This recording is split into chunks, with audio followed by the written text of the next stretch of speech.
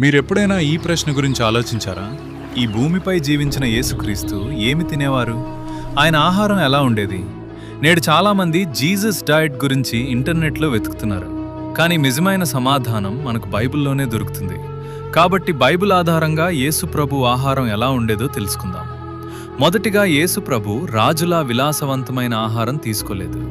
ఆయన ఒక సాధారణ వడ్రంగి కుటుంబంలో పెరిగారు. అందుకే ఆ కాలంలో ఇశ్రాయేలీలు తినే సాధారణ సహజమైన ఆహారాన్నే ఆయన కూడా తీసుకున్నారు. వారి ప్రధాన ఆహారం రొట్టె. రొట్టె లేకుండా ఒక రోజు కూడా గడిచేది కాదు. అందుకే 5 రొట్టెలు 2 చేపలతో 5,000 మందికి పైగా ప్రజలకు ఆహారం పెట్టి దేవుని శక్తిని యేసు ప్రత్యక్షపరిచారు.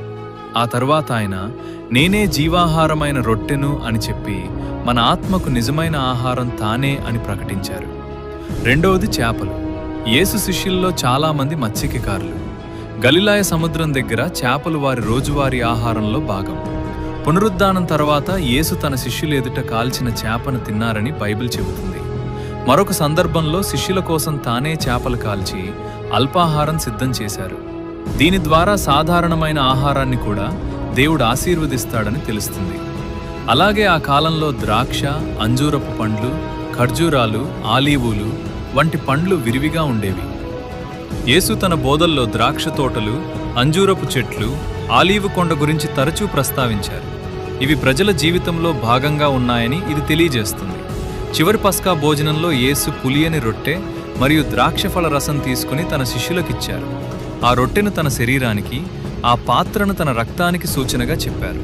ఈ సంఘటన నేటికీ పరిశుద్ధ ప్రభు భోజనానికి పునాదిగా ఉంది.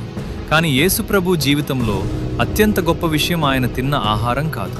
ఆయన 40 రోజులు 40 రాత్రులు ఉపవాసం చేసి సాతాను శోధించినప్పుడు ఇలా అన్నారు: మనుష్యుడు రొట్టె వలన మాత్రమే కాదు, దేవుని నోటి నుండి వచ్చు ప్రతి మాట వలన జీవించును.